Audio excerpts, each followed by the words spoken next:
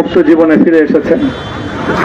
সর্বশেষ আজ আমার মুক্তির মধ্য দিয়ে 2021 সালে হেফাজতে ইসলাম বাংলাদেশ এবং এদেশের আলেম সমাজের উপর ইতিহাসের অন্যতম এক গভীর ষড়যন্ত্র এবং চক্রান্ত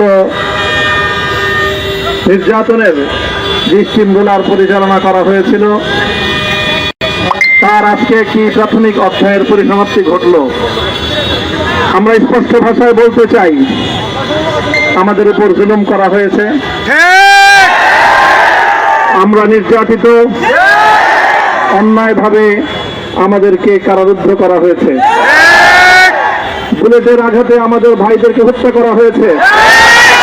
আমরা যখন আমাদের সন্তানদের লাশ এবং তাদের রক্তমাখা বুলেট বিদ্ধ সেই মরদেহকে সামনে রেখে আমরা যখন আমাদের ন্যূনতম প্রতিবাদটুকু উচ্চারণ করতে গিয়েছি, তখন আমাদেরকে কারারুদ্ধ করা হয়েছে, আমাদেরকে নানাভাবে নিষ্পেষণ করা হয়েছে, আমাদেরকে জনগণ থেকে বিচ্ছিন্ন করার সব ধরনের অপচেষ্টা চালানো হয়েছে।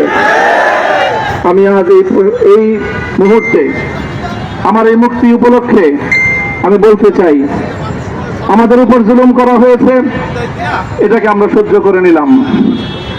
আমাদের ভাইদেরকে হত্যা করা হয়েছে, সেটাও সহ্য করে নিলাম। আমরা আমার সন্তানের লাশ কাঁধে তুলে নিয়েছি, সেটাকেও আমি হাসি মুখে বরণ করে নিলাম।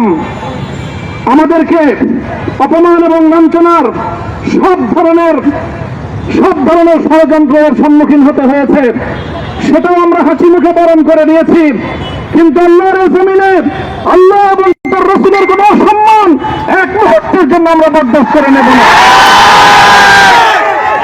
আমরা আমাদের সর্বোচ্চ ত্যাগ এবং কোরবানি স্বীকার করতে প্রস্তুত রয়েছি, জীবন দিতে প্রস্তুত রয়েছি। আল্লাহর জমিনে আল্লাহর দ্বীনের ঝান্ডা সমুন্নত করেই আমাদের যাত্রা থামবে ইনশাআল্লাহ। হয়তো শাহাদাত, নয়তো খেলাফত ইনশাআল্লাহ।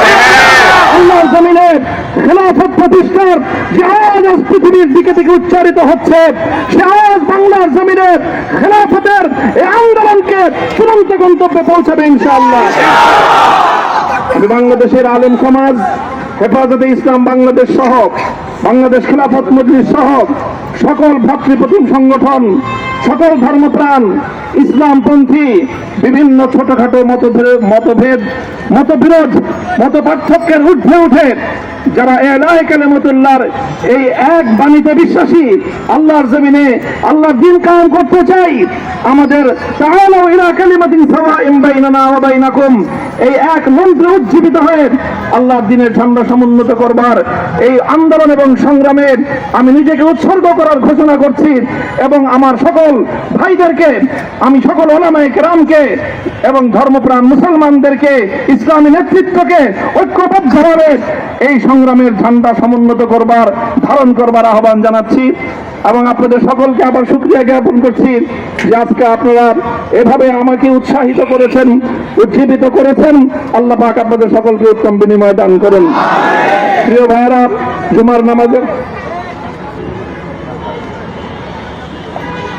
জুমার নামাজের একেবারে ঠিক আগ মুহূর্ত, এখন সব মসজিদগুলোতে জুমার প্রস্তুতি চলছে। আমরা এখন এখানে খুব সংক্ষিপ্ত দোয়ার মাধ্যমে আমাদের আজকের এই প্রোগ্রামের সমাপ্তি ঘোষণা করব। এরপরে ইনশাআল্লাহ প্রত্যেকে সুশৃঙ্খলভাবে যার যার জায়গা মতো বা আশেপাশের মসজিদগুলোতে গিয়ে আপনারা জুমার নামাজ আদায় করবেন। আমি আবারও বলছি, আমি আমার আলোচনার শুরুতে কোরআনে পাকের সেই আয়াতটুকু তেলাওয়াত করেছিলাম, হযরত ইউসুফ আলাইহিস সালাতু ওয়াস সালাম কারামুক্তি এবং প্রকৃত যারা অন্যায়কারী ছিল, সেই অন্যায়কারীদের স্বরূপ ওনার সামনে উন্মোচিত হয়ে যাওয়ার পর, জাতির সামনে তাদের স্বরূপ উন্মোচিত হয়ে যাওয়ার পর তিনি যে কথা বলেছিলেন, আমিও নবী ইউসুফ আলাইহিস সালাতু ওয়াস সালামের অনুসারী হিসাবে তার সুরে সুর মিলিয়ে, কণ্ঠে কণ্ঠ মিলিয়ে কথাই বলতে চাই, লা তাসরিবা আলাইকুমুল ইয়াউম, ব্যক্তিগত আক্রোশের প্রতিশোধ আমরা কারো কাছ থেকে গ্রহণ করব না। সকলকে আহ্বান জানাই, মাদ্রাসা, স্কুল, কলেজ, ভার্সিটি কোন শিক্ষা ব্যবস্থার ছাত্রদের মধ্যে বিভেদ করার নীতিতে মামুনুল হক বিশ্বাস করে না। আসো, স্কুলের ছাত্র আসো, আমার মাদ্রাসার ছাত্র পাশে দাঁড়াও, কলেজ থেকে আসো, ভার্সিটি থেকে আসো, তোমরা হাতে হাত মিলো, ইনশাআল্লাহ দেশের স্বাধীনতা অক্ষুণ্ণ থাকবে। এদেশের ইসলাম এবং হাজার বছরের যে সাধনা সংগ্রাম, সেই সংগ্রাম বিজয়ী হবে ইনশাআল্লাহ। এই জনপদ ইসলাম এবং মুসলমানদের জন্য হাজার বছর ধরে এখানে কালেমার ঝান্ডা সমুন্নত করবার জন্য আমাদের পূর্বপুরুষরা যে সংগ্রাম করে গেছেন, সেই সংগ্রামকেই আমাদের কাঙ্ক্ষিত গন্তব্যে পৌঁছানোর জন্যই আমরণ এক সাধনায় আত্মনিয়োগ করতে হবে। সেই আহ্বান আমি সকলের প্রতি ব্যক্ত করছি। ও আখিরু দাওয়ানা আলহামদুলিল্লাহি রাব্বিল আলামিন।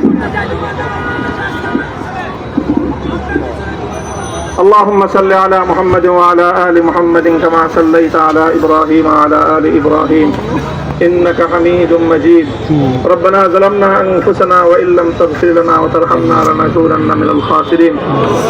ربنا آتنا في الدنيا حسنة وفي الآخرة حسنة وقنا عذاب النار.